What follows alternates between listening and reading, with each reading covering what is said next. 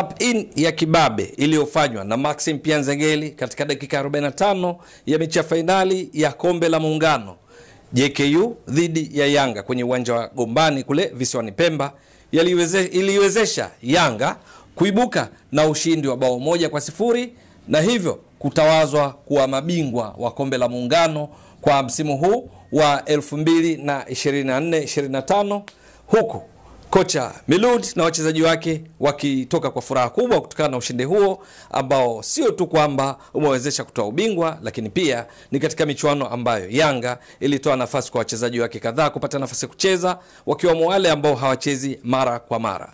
Bao la Maxim Pia Nzengeli lilitokana na pasi safi kutoka kwa Fredi Musa, kiungo wa kimataifa wa Tanzania ambaye katika msimu huu 2024-25 amekuwa hapati nafasi ya kucheza mara kwa mara, hasa baada ya kuwa nje kwa muda mrefu kutokana na majeraha. Lakini michuano hii ya kombe la Muungano ikatoa nafasi kwa mchezaji kama yeye, Fredi Musa, kuonyesha ubora wake na kutoa assist ya bao hilo lililowapa taji, akipokea mpira kutoka kwa Mudathia Abbas na kisha yeye kutoa pasi ambayo ilitumiwa vyema na Maxim Pia Nzengeli kuifanya Yanga itwae taji hilo kwa ushindi wa bao 1-0 dhidi ya Jeshi la Kujenga Uchumi Zanzibar, na hivyo kutawazwa kuwa mabingwa. Msimu uliopita mabingwa walikuwa ni watani wa jadi wa Yanga, Simba, lakini sasa mabingwa wamekuwa Yanga.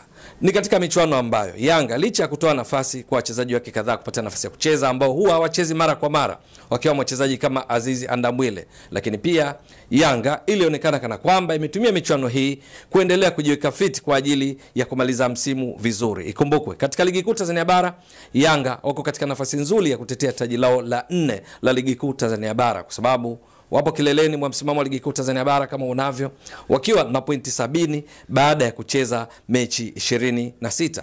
Lakini pia Yanga ndio wanaongoza kwa upachikaji mabao katika ligi kuu Tanzania bara, mabao 68 huku wakiruhusu mabao 10 tu, pointi zikiwa 70.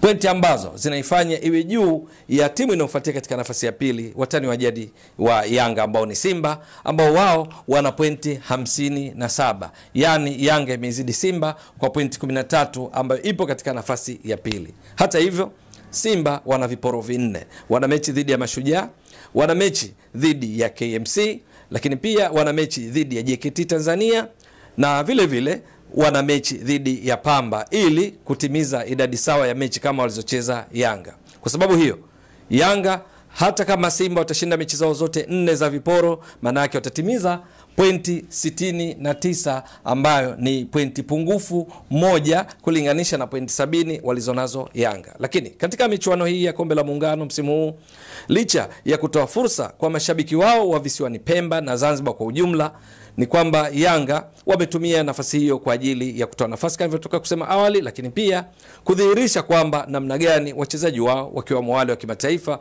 walivyo tayari kuipigania timu katika kila michuano ambayo inakwenda kushiriki. Hiyo inadhihirishwa na ukweli kwamba baadhi ya nyota walioshiriki katika michuano hii na kucheza kwa moyo wote wakionekana uwanjani namna wanavyojituma ni pamoja na Stefan Aziz Ki, lakini Maxim Pia Nzengeli mfungaji wa bao la ushindi, golikipa Djigui Diarra na nyota wengine mbalimbali akiwemo Jonathan Ikangalombo, ambao kwenye michuano ya kombe la Muungano ikiwa ni katika kipindi ambacho ligi kuu Tanzania bara ingali ikiendelea, bado wachezaji wa Yanga waliopata nafasi ya kucheza walionyesha kucheza kwa moyo wa dhati na hivyo kudhihirisha namna walivyo tayari kuitumikia vyema klabu yao hii. Kwa sababu kwenye mechi za namna hii ambazo zinaenda katika kipindi ambacho ligi inaendelea, baadhi ya wachezaji pengine walitazamiwa wawe kujitoa kwako kushuke, kwa sababu wakijua kwamba bado ligi kuu haijaisha na wao wangetaka kucheza zaidi kwenye mechi za ligi, lakini haikuwa hivyo. Yanga siri yake ya kupata ubingwa katika michuano ya kombe la Muungano msimu huu, mbali na sababu nyingine zilizopo, lakini kubwa ni pamoja na hii ya kwamba kila mchezaji alipata nafasi ya kucheza alijaribu kucheza kwa namna ya kutekeleza mipango ya kocha Habdi Miloud.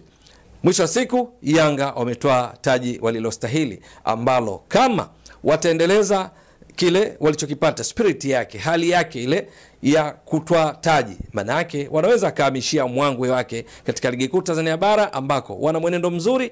Wamebaki mechi kwenye makaratasi inaonekana shacheza mechi 26 kati ya 30 na hivyo kuwa katika fursa nzuri ya kuweza kutetea taji lao la ligi kuu Tanzania bara kwa msimu huu wa 4 mfululizo. Hongera kwa Yanga kwa kutendea vyema haki michuano hii ya kombe la Muungano. Hongera kwa kuwapa burudani mashabiki wa mpira wa miguu nchi nzima ambao walikuwa wakifuatilia matangazo mubashara kupitia Azam Media, lakini pia wale waliobahatika kwenda kwenye uwanja wa Gombani na kushuhudia namna ambavyo Yanga wakipata ushindi katika mechi ambayo ilikuwa na ushindani wa kutosha, tofauti na ilivyoonekana kwenye makaratasi.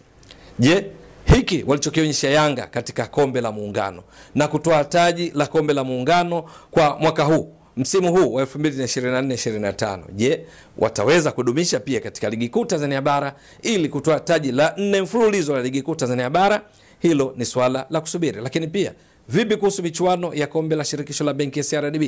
Yanga kile walichokionyesha Gombani leo hii kwa kutoa taji la Muungano, watakifanya pia katika kombe la shirikisho la benki ya CRDB ambalo wao wanalitetea kwa mara ya 4 mfululizo baada ya kulitoa katika misimu 3 mfululizo iliyopita. Yote ni swala la kusubiri. Ewe mtazamaji wa Mbwaduke Stats Sport Next Level, endelea kuunga mkono channel hii kwa kuhakikisha kama una subscribe, una share, una like na kucomment. Mwasilishaji wako ni mimi Ramadhani Mbwaduke almaarufu kama mzee wa data. Shukran jazilan. Bye bye.